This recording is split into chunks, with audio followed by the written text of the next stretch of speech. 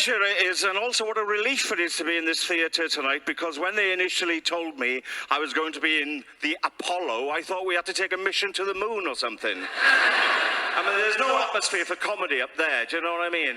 Are you well? That's good, because I tell you what, I'm Noel. I'm Noel James. I'm Noel Wynne, Nicholas, Trevor Harris, Gwyn, Shan, St Mary's Church, round the Oak Tree, Go Goffin, Carwyn, Ivion, John James. I'm one of the big names on the comedy scene. And for those of you who still don't know where my accent is from, it's from my mouth. Let me tell you about my background. It's a brick wall. It's a very tough background.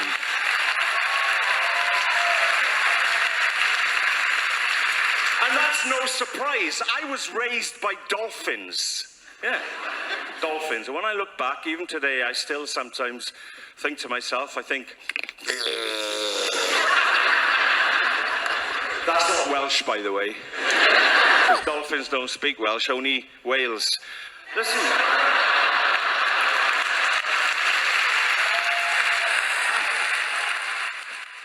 What I really wanted to be, I wanted to be Vincent van Gogh. So I took a year off and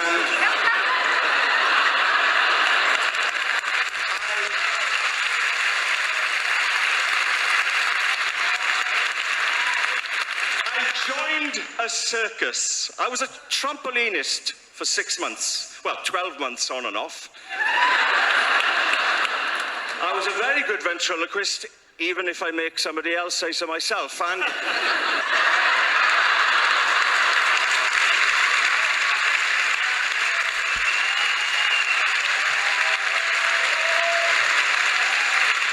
well, ladies and gentlemen, I'd like to finish my career now with... Noel James and I met on a cruise ship in the Caribbean. We both appeared on Britain's Got Talent, so we had a few things in common on our first meeting. By the time we got to the ship from the airport to the cruise port, we'd broke the ice. Well, it melted actually in the taxi, but we got to know each other, and an hour after boarding we met up and chatted for those 3 or 4 days or week that we were together. We just got on instantly. In this chat, we learned a lot about stand-up comedy, Welsh comedy, talking about Tommy Cooper, Dave Evans, Max Boyce, and many more, including sheep. Noel brought the sheep up, by the way, and I was happy to talk about them. And I couldn't talk about how many sheep we did talk about, but coincidentally, I didn't fall asleep during those sheep numbers, or during our extensive episode on Zoom. Noel just basically makes me laugh, and because it's a slightly longer edition, I'm going to shut up and get on with it. Welcome to Eyes and Teeth, Funny for Money, the stand-up from the Welsh Valleys and comedy world of Noel James. We're not going to be relying on pictures, just sound anyway. Yeah, don't worry about your hair. Oh, you haven't? No, I'm worried about my eyes. Why? What's up? Are they itchy? No, I just don't want to look at you. Steve, it's great to speak to you again. Have you got itchy teeth, Tommy Cooper? Is that a Tommy Cooper guy? My teeth are itching. Do you remember that? I did a tribute to Tommy Cooper recently because Radio Wales because he was born in Wales, you see. Oh, yes, and yes. This programme, they were making it in Manchester, actually, but they got me to, because of that thing you saw on BBC iPlayer, did a thing over the phone, like an interview, and I just described my memories of Tommy Cooper. I never saw him live, but I used to watch a lot of him on television. Yes. Because he was on all the time, in the 70s. Yeah. Also, he looked a bit like my father. He had the same sort of face, with a lot of creases in his forehead and curly black hair, and I also remember I've read about him more recently. I've read about the fact that, he suffered from, I think he was quite stressed because he had loads of gigs booked, and he used to drink a lot, and he used to go to America apparently and watch some of the comedians or the magicians over there and nick some of their ideas. I don't know if that's true, but that's what... Well, hang on, I'll just get him on. Hello, are you there, Tommy? Let's do a seance. We could do one of those kind of seance things. But I'm more of a large, not a medium. Okay. Gotcha. Are you there, Tommy? Tommy, I didn't mean it. I read it in a book. I think he's let you off there. It's so good to see you, Noel, because last time I saw you, I laughed probably every time I saw you. And it was on a cruise ship, but every time I saw you, I just laughed because I knew that we were going to be laughing until we left each other again. You really are a funny, naturally funny man. That's what I'm saying. I'm just looking at you now, and I'm smiling. I'm not laughing at you. I'm smiling at you, but I'm laughing with you. What does your T-shirt say there? My T-shirt. Yeah, I'm glad you noticed it. Well, it's in Welsh. Can I try and pronounce it before you say it? So it's... Okay, so the first word is cofiwch. Oh, cofiwch. Okay, Worthing. I live near Worthing, actually. Cofiwch means remember. All right. And the second word is werthin, which means laugh. Remember to laugh. That's nice. That's a nice sentiment, isn't it? For now. Did you make that up, that T-shirt? Well, if you went around Wales for enough time, you'd see the original sign says Cofiwch Drewerin. Drewerin is a place in North Wales. Yes. And in the early 60s, the Liverpool Corporation flooded it to get water for the city of Liverpool. And there was a huge backlash and controversy, and people moved out of this Welsh-speaking village to make way for this water. And this guy, at the end of the 60s, put a sign near Aberystwyth on a wall, which says, with white and red, like this, but it said, remember Drewerin, Cofiwch Drewerin, you see. And that sign, although it hasn't been officially a listed item or anything, it's become famous, but it's also been vandalised constantly through the years. People have knocked it down, people have painted over it, they've said, I love Elvis, and all sorts of things have been painted over, you see. That's sad. So the last time it was vandalised, I think it was in 2018, as a response, lots of people around Wales started putting this on walls across in different towns in Wales, you see, like a tribute to it. Amazing. But I just changed it slightly to remember to laugh, so... Oh, I like that. I don't want to be overtly political, Steve. Or forgotten. We don't want to be forgotten, do we? So, Have we started yet? This is my very special edition. This guy makes me smile and he makes me laugh as well. They're two different things. Please welcome to the show, Noel James. Hello. Hello. How are you? Great to be here, Steve. How are you? I'd like for you to hear the introduction, actually, that I'm going to put on here, but I don't want to spoil it, because I like to build you up. So let's pretend that you heard it, pretend I've really built you up, and pretend you're really impressed with my intro, just in case you're not. So please welcome to Eyes and Teeth, my very special guest. He makes me smile. He makes me laugh. It's Noel James. Wow, that was impressive. Thank you very much. You're so complimentary, and you never speak to me for a whole year. And now you're desperate to fill some of your time because you're stuck at home. Now, let's do it again. Now, I've gone all around the country with these talks. I've gone to Wales, South Wales. I've spoken to the wonderful Mike Doyle. But there's someone deep in the heart of Wales I need to connect with. Some guy I've not spoke to for a year, and I feel guilty about that because... Well, we've only met once, but I feel like I've known him for my whole life. He's a very funny man, not just to look at, but he's a funny man to listen to as well. He's the wonderful Mr. Noel James. Oh, it's great to be let out the cellar at last, Steve. Thank you so much. Noel James is here. So glad that you're here. You brighten up my day, mate. We met on a cruise ship, didn't we? We met, was it 2 years ago? It was in 2018. We met on a cruise ship, and yes. Yeah, I met you on the taxi van from the airport to the ship. I like those meetings because I did because I could tell straight away you were friendly and helpful, and it helped me through the whole thing because I didn't find the cruise experience from a performance point of view. I didn't find it easy, although I've now done two, and that first one I did with you, in comparison, was actually quite successful. You think I'm naturally funny. This is what it seems to be a sort of riddle.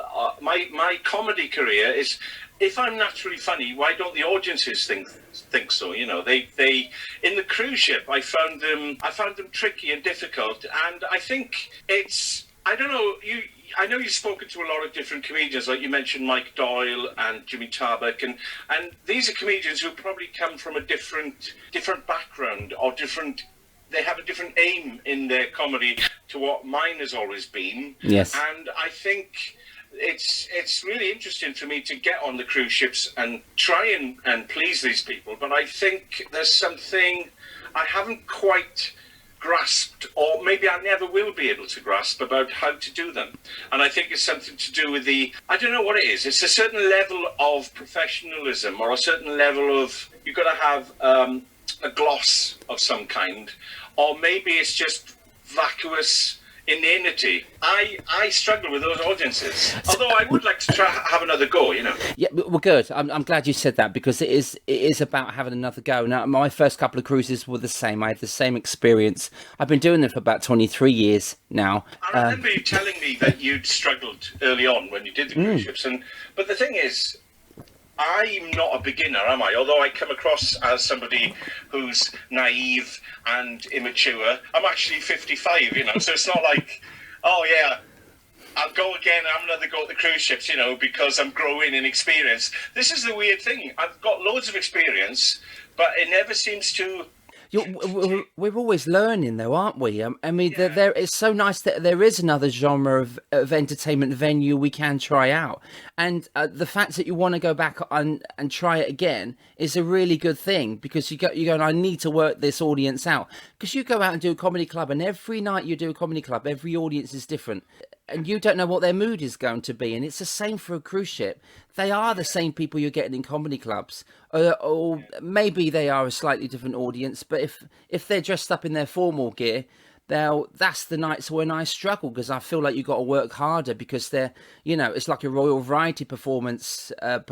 You have to, you know, you have to rise to their occasion, and, you know, they're all dressed up to the nines, but I'm still doing my puppet acts, you know, and I've got to, you know, it may be that there may be a kind of snobbery about the cruise life, and will they like you? It's a likability factor, and they have to like you within them first few minutes, which I was flummoxed, really, because you are likable, and it's not always down to the comedy, it's down to the face, down to what you're wearing, and I thought you did nail it on there. You had some really nice reactions on there, and I think you may be putting yourself down on it, but it is difficult. Yet the cruise director has to like you, the audience have to like you, you have to like your surroundings as well.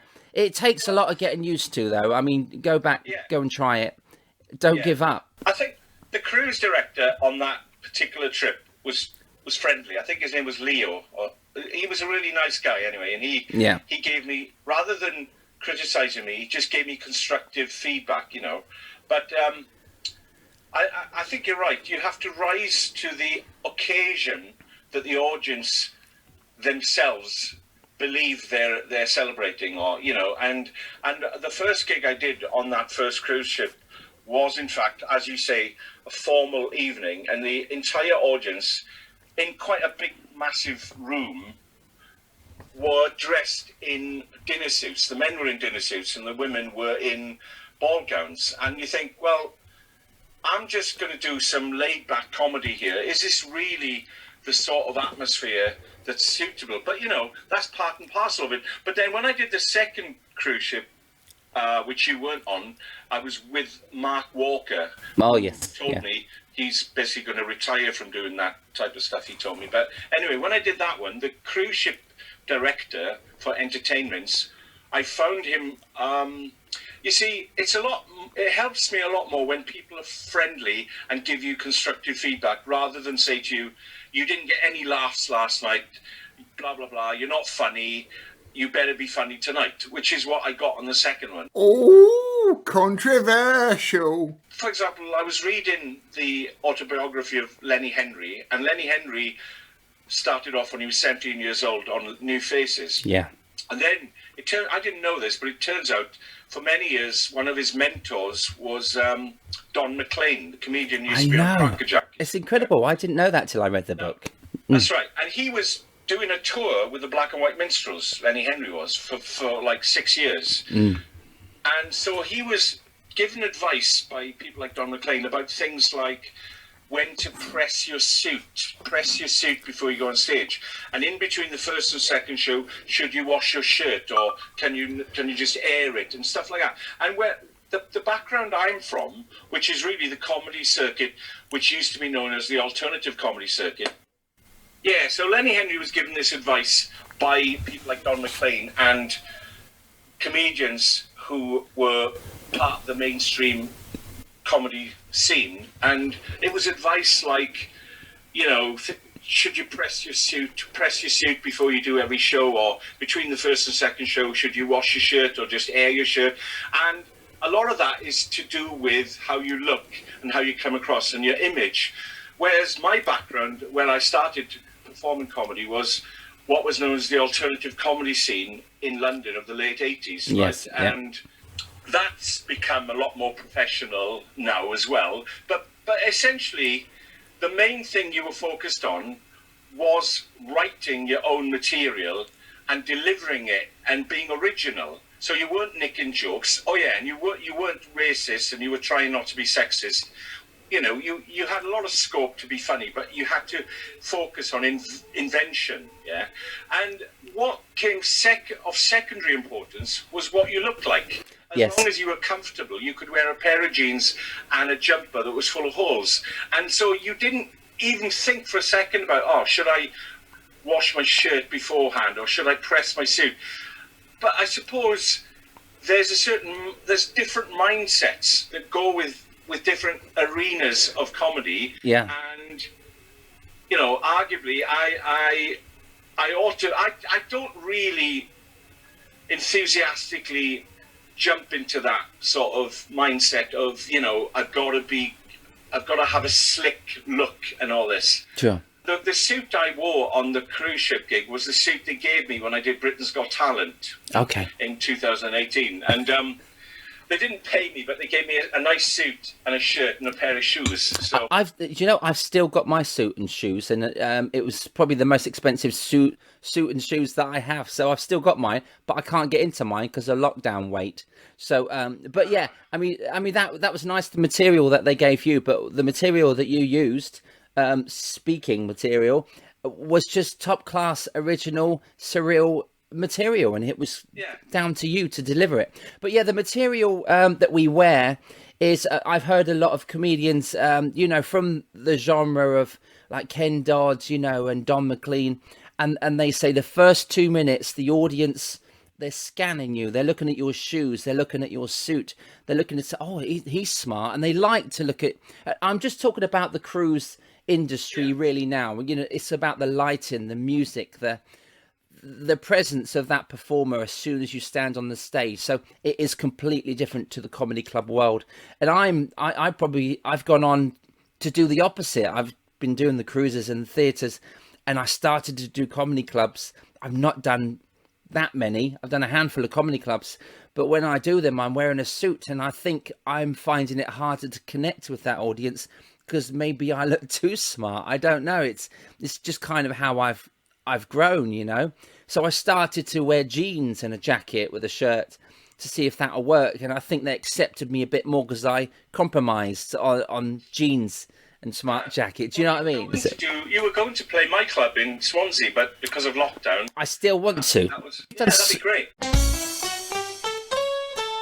Ice and Teeth. I think it's very easy to develop a negative, a snobby attitude once you've played certain audiences and a certain environment. You can get into a mindset where you think, I'll never be able to please those people because those people have a certain way of looking at life. I mean, the other day I got a Facebook request off a girl who I was in school with, and funny enough, I'd been thinking a lot about her because I used to fancy her in school.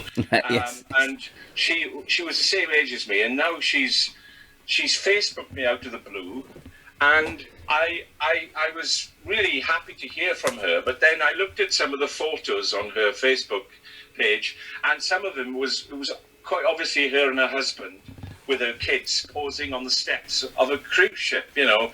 And part of me thought, I don't want to be friends, you know, because I don't know, it's really bad to be that, because I'm sure going on a cruise ship holiday is really enjoyable. But it's like once you've played and been the focus of those people's attention. I remember telling you the day after I did the gig, I was walking along one of the aisles from the refectory, right, or from the shop. Yes. And I overheard a family talking, saying things like, "Oh, that comedian last night. Oh, he wasn't funny at all." Yes, but at least he tried. He tried, didn't he? He did. And I thought, they're talking about me. And this inevitably, you're going to hear things about yourself from punters. That's, you know, you have to take that. I've but heard the thing it. Was, yeah. At least they said I tried, and I did try. But I don't understand why people just can't, instead of, as you say, instead of scanning your shoes and your clothes and what you look like, I don't see, why do they need to do that at all? You know, if they were listening to a comedian on the radio, or if they're listening to a comedian on a podcast like this, they have no opportunity to do that. So I think there is a social factor that comes into, and I guess it's a class thing as well. You know, it could be a class thing. I mean, if we tell them what we're wearing now, some of my listeners may shut off. I won't tell them what I'm wearing. Let's not tell them what we're wearing. Let's just actually. I love the tuxedo that you're wearing now with that white bow tie, dicky bow with the black shirt. I love what you're wearing now, and that. I think it that goes cravat. With pants. It with my pants for sure. It does. Green pants do go with a white dicky bow. And so let's talk about your comedy experience. I like the swastika on your shirt. Now we've painted a picture, we've probably actually added a lot more listeners to this podcast because they know what we're wearing. Well, thanks. I'll send you this T-shirt. I was thinking, right? The other thing I was reading about Lenny Henry was he ran out of material because he kept doing these gigs, and then he met some writer. I can't remember. It was a guy who wrote for Cannon and Ball, actually. Oh yes. And they developed a relationship, and I thought, oh, I wonder if Steve Hewlett needs a writer. I know somebody. Well, I'd love to have a writer or two. I had a guy called Dave Evans that wrote for me. I met Dave on the ships, and Dave Evans was a great all-round entertainer, but he wrote every day, you know, and we worked on ships a lot together. We sat down for like me and you did. We sat down and chatted for 4 to 6 hours, drinking tea and just laughing and writing material, really. So Dave ended up writing for me for my last couple of tours and loads of gags for a couple of my dummies. And his son is Lee Evans. So Lee Evans grew up learning from his dad, watching him in the clubs, and then he went on ships and that with him. I did loads of gigs with Lee Evans, and Lee Evans is an interesting comedian because even though he's from the alternative comedy scene, but he's an example of a comedian who did start wearing a suit and did start looking after his image. It's true. But at the same time, I remember seeing him, and he was on the brink of big success. And there was a guy, one of the club promoters, I overheard him saying that Lee Evans would be a lot more successful if he stopped swearing. But I kind of respect the fact that Lee Evans always did swear a little bit because, you know, he felt that he had to be a bit more gritty maybe than, because his dad, because I also remember when the Glee Club opened in Cardiff, the big comedy club in the end of the 90s, the press were talking to me about Welsh comedians and who's a Welsh comedian, and they said Lee Evans was the only one they could think of, and I said, hold on, Lee Evans, you know, he's got a Welsh name, but sake, he's from Essex or somewhere, you know, maybe his father was born in Wales, I don't know. I mean, there's a Welsh, lineage, you know. Yes. Now I think Lee's mum is from Bristol. I think Dave's from Wales. There is a Welsh-Bristol connection. They moved up to Essex, and they're still in the home where Lee and his brother Wayne grew up. So, they're originally from that neck of the woods. So Dave Evans is his dad. Lee Evans was an incredible. Well, I think he's retired, but he was very difficult to follow. Lee Evans, because he's so energetic. You know, he's like an atomic bomb on stage. Is it okay to? I've said the F word twice now. You're gonna beep it, aren't you? I may beep it. Beeping's fine now. It's because they know what you've said. Within context, it still works nicely. And of course, and just so people know, what I actually said was beep beep beep beep beep. I'm a talking clock. That talking clock. If they took away the censorship, you'd phone it up and you'd go. That's one for Grandpa.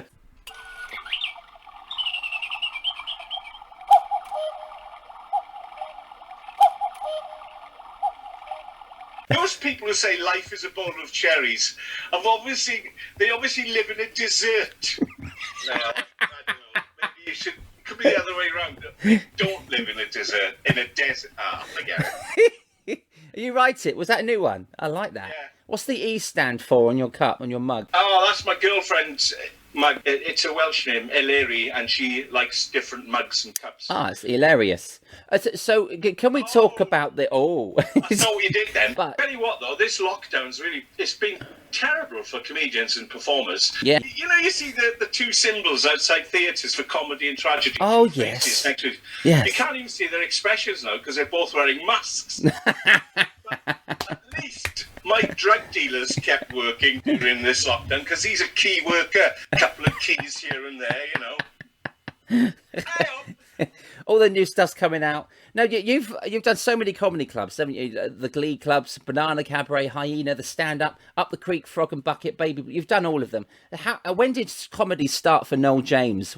How old were you when you stood up? Comedy really started for me around February. It was February 1988, and I did my first open mic spot in a club called the Meccano Club in Islington in London. And I had been in university the year before. That's the other thing, you see. I remember Bernard Manning criticising alternative comedians, describing them as students. He was using the word student as a pejorative word, as if his generation of comedians were tough, hard, working class. They'd been in the war, they'd been in the army, they'd had national service. So, unfortunately, I am a child of my circumstances. You know, I grew up, my parents wanted me to have a degree, so I did physics, and I did it in Manchester. I didn't enjoy it, but I did it. But unfortunately, as life, I realised, throws unexpected obstacles in your face. And when I was in my final year of physics at Manchester, my mother died suddenly, and that was a big shock to me. Wow. And it sent my brain everywhere, and it made me angry, and it made me want to just change the path I was on in life and forget about boring physics and what because my parents wanted me to do something, and now one of them wasn't even around to see me get it, you know. And I thought, well, I've always had this interest in writing and comedy. Even in school, I used to write sketches, and I was a sort of classic class clown, you know. Yeah. I was trying to impress the girls in one way, or really trying to avoid being hit by the bullies. So yeah, I think a lot of comedians have that sort of background. And then when I decided, having finished physics, I decided, well, I'm going to go. I heard from the drama students in college about this small comedy circuit going on in London, so I thought, I'm going to go there. My brother lived in London, so I could stay in his house, and I went there, and I got a job in British Telecom, and I was a filing clerk, and I was in this office doing boring filing, but every end of the day there was nobody else in the office, so I'd look through the listings magazine for the telephone numbers of different clubs in London, and I'd phone them up. And I had absolutely no experience. I didn't really know how to write a joke, but a lot of comedians, I think, have this experience when they start out. If they go and see a show with other performers, they think to themselves, I could do at least as well as that. Because even though they may not have no experience, they know they have an innate sense of, I would say, timing is something. If you have timing, it's probably something that you just have or you don't have. And when you do have it, and you watch comedians on stage who don't have it, you sort of instinctively feel, even though I don't have much material, I could do as well as that. And so right. I did have a friend called Mike at the time who we kind of I used him as a sounding board, and I wrote 10 minutes, and that's where it all started. And then my jokes and material evolved over the years into a kind of a formulaic thing. At the time, my idea of a joke when I started was you do like a short story, but you compress it, so it's something that has a twist at the end. So one of the first jokes I wrote, which I was proud of, was when I was born, my mother gave birth to me underwater. Well, you know, some mothers do this to give their child a more relaxed entrance into the world. That wasn't why my mother did it. No, the fact is, my mother was a hammerhead shark. And I like that because I've also always been a fan of horror and science fiction and grotesque imagery, and I think that was influencing me as well. But that's very surreal. So was the surreal there from the beginning with you then, or that was mixed with sci-fi and? Well, I would say I was probably more surreal when I started than I am now, but I am often labelled as surreal, and I'm quite happy to accept that. But when you look at the definition of surreal, it is something which is outside the real, and it's kind of something you wouldn't really be able to understand or comprehend if you look at it logically. And I think in my comedy, it does have a lot of logic. It's got the surreal imagery, but I think it became more and more, it became wordplay. And so, yeah, you know, the themes that I go through, yeah, it has always been there. I always go through different themes. It doesn't matter what it is. If I can find a gag, you know, like I remember once I went out with, I went out with a lorry driver. She was I don't have any truck with lorry drivers, but I fancied her loads. Well, they were top heavy, you know. That's not particularly surreal, you know. It's just a nice wordplay. It's almost. I would say there's a. I'm not bragging, but I think there's a poetic thing going on with the words sometimes, which I like. And it's funny. I have a friend who she has texted me recently saying how it annoyed her because before the lockdown, when I was seeing her, she said I would sit on the fence when it came to politics, and she was referring to my comedy. And I thought, well, that's slightly annoying for me, and I'm sure it is for you, because, you know, especially on the alternative comedy scene, there was quite a few comedians who would be overtly talking politics. But I personally, I just think anybody who says, I've had people who've said to me, well, what's the point of your comedy, you know, unless you're trying to say something about politics or society or whatever. And I'm thinking, well, the point is people are sitting there laughing, you know, and you're trying to share with them a certain humour which is from your mind. Yes. So there's a lot of communication. And if your jokes or your material, it may have a certain philosophy behind it, but it's a subtle one. I'm not trying to change the world, and I think political comedians often play to audiences who already think the way they do anyway. Yeah, sure. I think, you know, like you can say I'm a political comedian because I go on stage and I've got a Welsh accent, but I don't do sheep shagging jokes, you know, because I've decided to.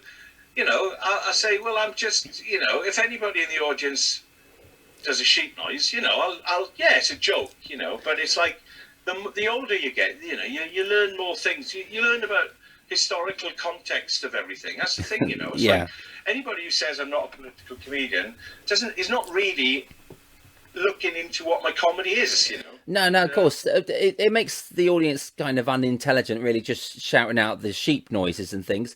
You must have comebacks for that now. You must be ready for that. And if that happens, do you just shut them down? You must have some great lines to come back at the Brit, you know, the other Brits or the English, or is it mainly English people that do the sheep noises? Or well, the thing about the sheep noise, when I started out, as I said, I was green, I was naive, I was innocent, and I even included, because I thought it was a funny idea, I put a sheep shagging joke in, and I said halfway through the set, I said, I know what you're thinking, you know, he's a sheep shagger. No, I never shagged a sheep. I took one to the restaurant once. I took one to the cinema, but that's as far as it went. You know, it was like, yeah, it's funny, right? Yeah. And that's all good. But what happens is you sometimes get people who are just being mean in the audience. Yeah, sure. They're lazy hecklers. Yeah, the worst one I got was in Gloucester Rugby Club. And the guy waited. I didn't even say I was Welsh. It was obvious from my accent I am Welsh, but I just started with some jokes about my name and dyslexia and this and that. And then I said, I've come all the way up. I've come from Swansea tonight. And as soon as I said that, this guy, who'd clearly been waiting from the moment he heard my accent, did this horrible, very guttural sheep noise. And yeah, okay, you've got to be able to have a comeback for it. But at the same time, it's like you just think, what, again? Really? Just you know, ignore it's so it. boring. You know, it's Yeah.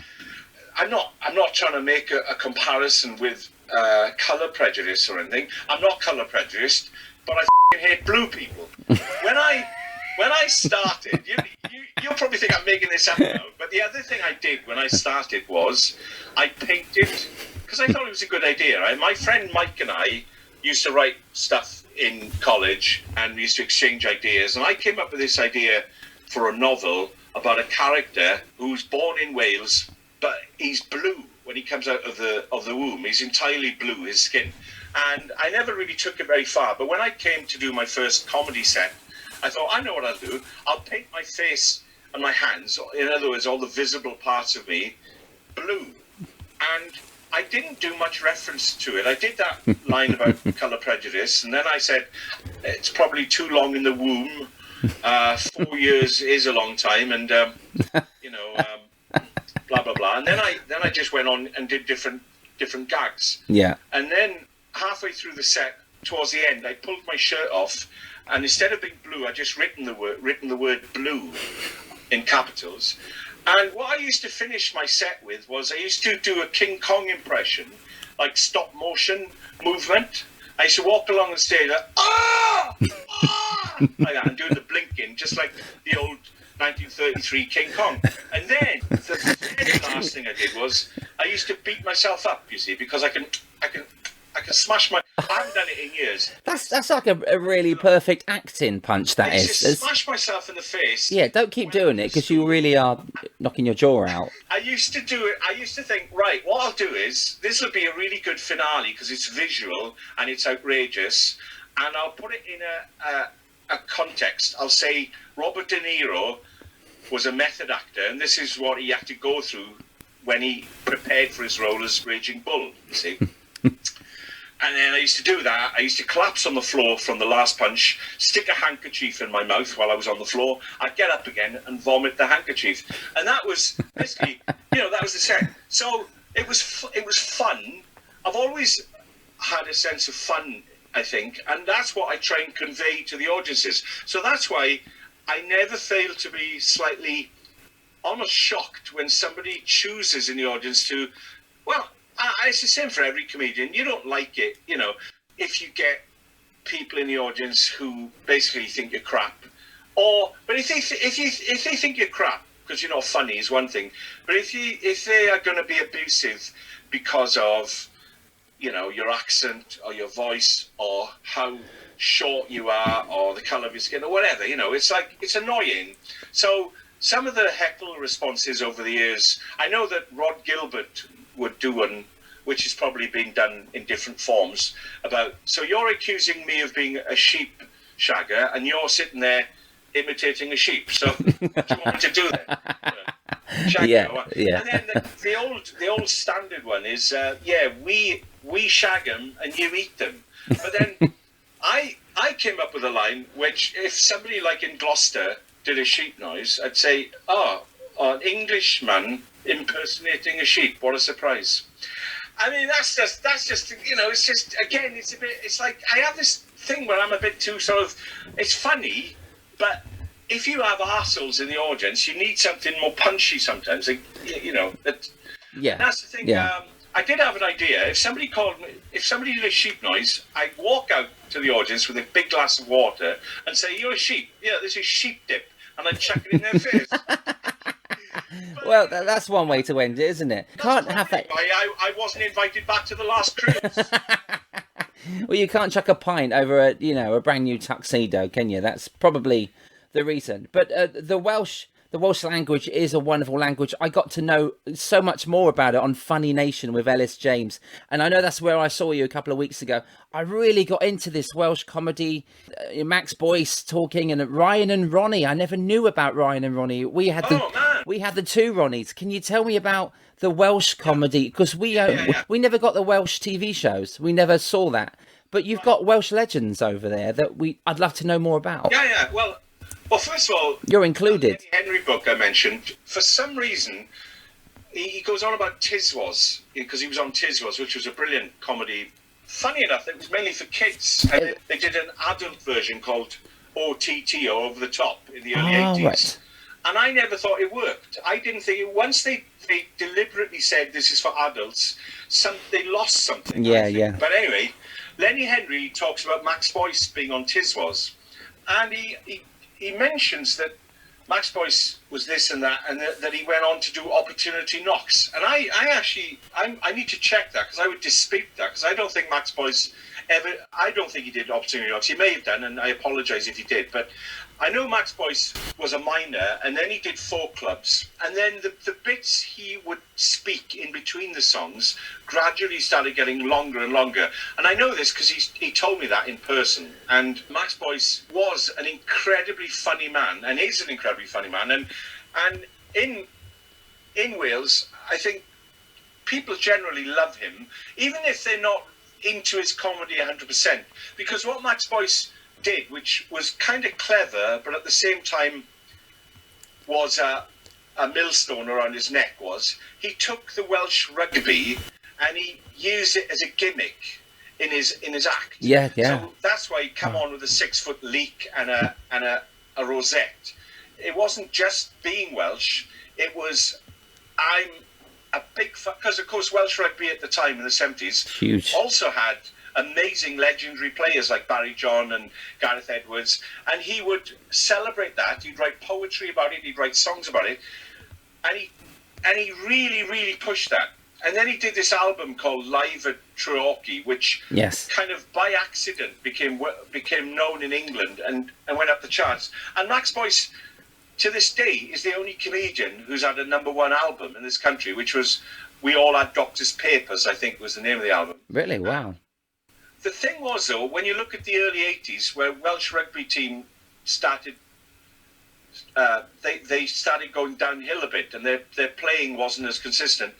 That then reflected in the success of Max Boyce. He became slightly less well known. His profile went down, which was, but then, like you said, you mentioned Ryan and Ronnie. Ryan Davis, who I got to see live in Swansea Grand Theatre in a pantomime when I was a kid, was such a talented man. He was arguably a genius when it came to performance, or at least, he was a complete professional who could play the harp, compose songs, sing, play the piano. He could do dancing and all sorts of funny things with his voice, and he could do facial stuff. He was a brilliant serious actor as well as a comic actor. And the partnership he had with Ronnie Williams was a classic double act. And they did, I know you said you didn't get this in England, but they did in fact have English language shows which were broadcast in parts of England in the 70s. Now, I know, for example, my friend before was the impressionist Ronnie Ancona, who did stuff with Alistair McGowan. Okay, yeah, very talented. I knew her well when I was younger, and she told me she was brought up in Aberdeen in Scotland, and she remembered watching Ryan and Ronnie. Ah. And she remembers talking to the guy who runs Hat Trick production company, and he remembered Ryan and Ronnie. And it seems to me, it is I don't want to be like maudlin, but there's something about Welsh stuff which is out there, but people sort of it's never promoted and it's forgotten about. I mean, Ryan and Ronnie were certainly out there in the 70s, and they were doing Blackpool summer seasons and stuff like that. They were famous. Right, they were But big, yeah. Today, a lot of their stuff has been wiped, and they are seen mainly as an act who had a profile just within Wales. But Yeah, but by looking at Funny Nation, they really did show a nice part of it, and I got to see them for the first time. But they were like Bernie Winters, Mike and Bernie Winters, and Morecambe and Wise. They were really funny and great actors as well. They just looked like they were very successful. But like you say, they went to Blackpool, but it never got any further than that. It's such a shame, because funny is funny, isn't it? I mean, you were really funny, but you're really funny out of Wales. Funny is funny. You are. If I hadn't split up, I'd still be funny. Yeah, I'm sure you'll get back together. But do you think there's a difference then between the languages? Do you do just Welsh-speaking comedy clubs? Well, Ken Dodd said that there's different parts of Britain and different parts of the world. He notices different reactions. Yes. I would imagine he would vary his set accordingly. But I mean, I would say, look, Mike Doyle is Welsh and plays cruise ships constantly, and he constantly goes down well. Mike Doyle, at the same time, is a completely different type of performer to myself. He throws a lot of singing into his comedy, and has a massive stage presence. Now, I would say that with my type of humour, it's hard to define if there's a one general Welsh humour. I know that some people would say they associate surrealism with Welsh humour. And I remember doing this BBC stand-up show, and Barry Cryer was the host. Although we hadn't actually met before he introduced me, I remember his words. He said, "It must be the rarefied air in the valleys that causes the surrealism of this next act." Wow. And it's like, Wow. okay, it's a nice intro. But again, I wish he'd just not mentioned the fact that I was from Wales, and just, because if you have a comedian from England, you're not going to say, "Oh, this next guy, it must be the Lancashire air, or it must be the Essex air." I see, it's generalising in that. I think, you can't avoid the fact that language is connected to thought, and if you speak in a certain rhythm, wherever you come from, or if you have certain words that nobody else knows, that's also a part of your brain network as well, and it's gonna, I don't know really. I mean, the ultimate universal humour is mime, innit? Where you don't even use words at all. And I wish I could do that, It'd be great. Yeah. Laurel and Hardy were always my heroes. Okay, and universal, isn't it, as well? It's obviously universal, unspoken word. It's RKO, not universal. No, it was 20th Century Fox, actually. Sorry about that.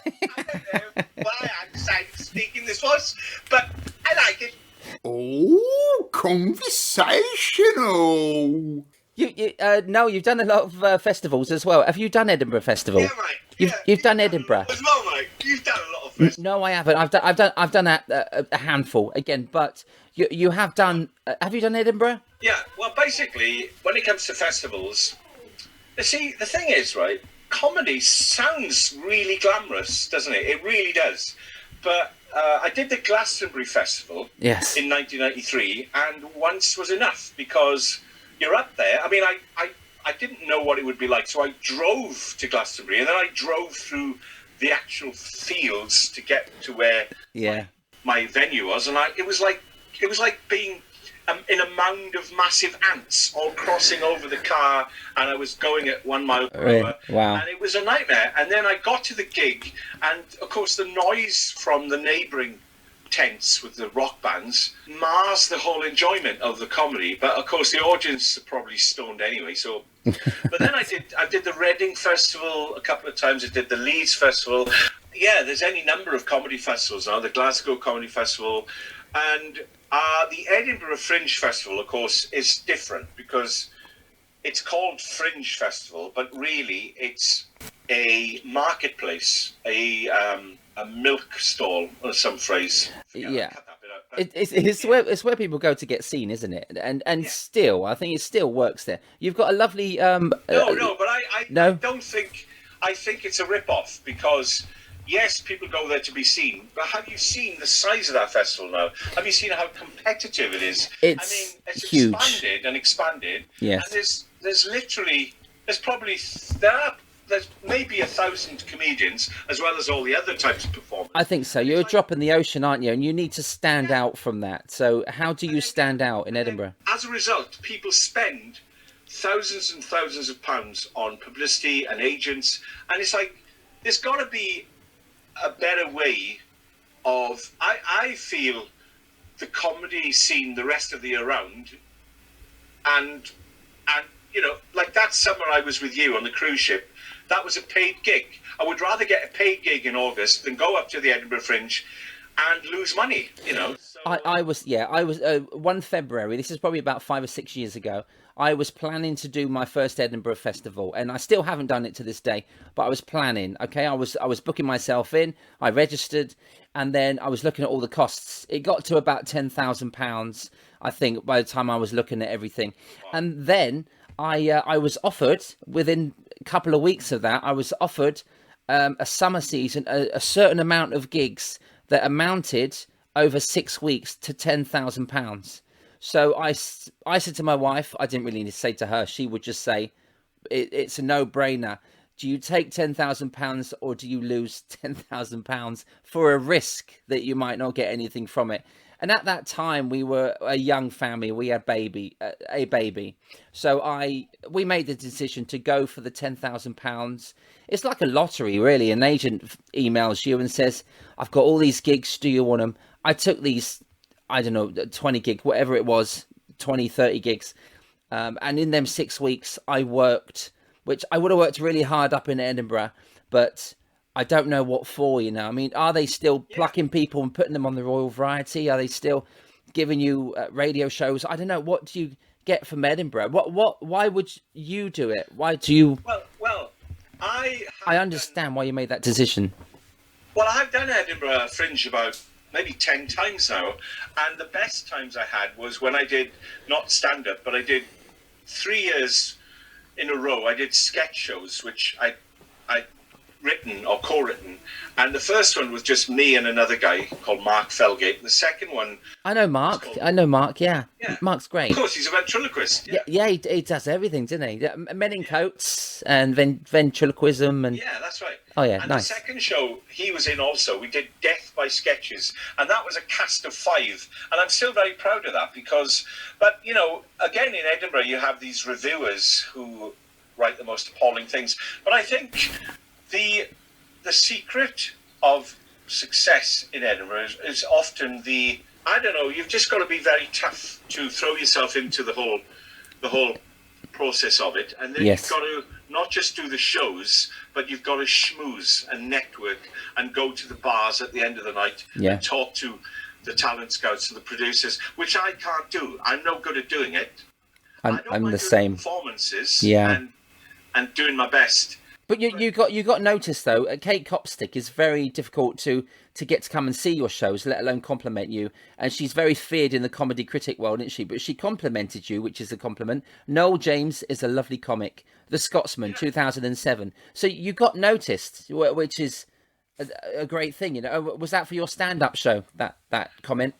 That comment I remember was on the first day of a show, a stand-up show I did in 2007 in Edinburgh, and on that first day there was about 5 people in the audience, and they were all Polish and couldn't speak very good English, but Kate Copstick was in there as well and recognised the situation, and so she was that was a lovely quote which I still use. And then I did Edinburgh in 2007, and then I did it in 2019, was it 2019? Because I thought I could build on the success of Britain's Got Talent. But that was a complete washout because the venue was horrible, and I switched venue for 2 days on one weekend because of logistical problems with the other venue, and I actually sold out. And if I'd been in the other venue from the beginning, it would have been brilliant.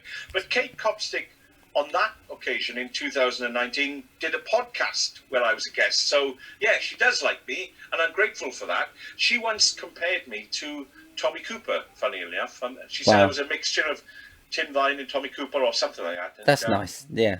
Yeah, that's fair enough. You like your props, don't you? You do like your props, and you use them on Britain's Got Talent. Can we talk about your... I'm a big fan of rugby, and I like my props, tight head especially. That's a rugby reference, which I only know the name Will Carling. That's my rugby knowledge, I'm afraid.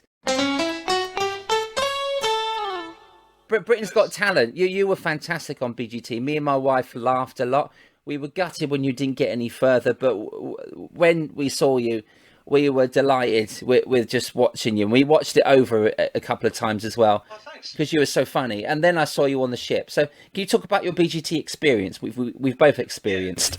So I did, like you say, I did use a few props. I've always been drawn to prop comedy.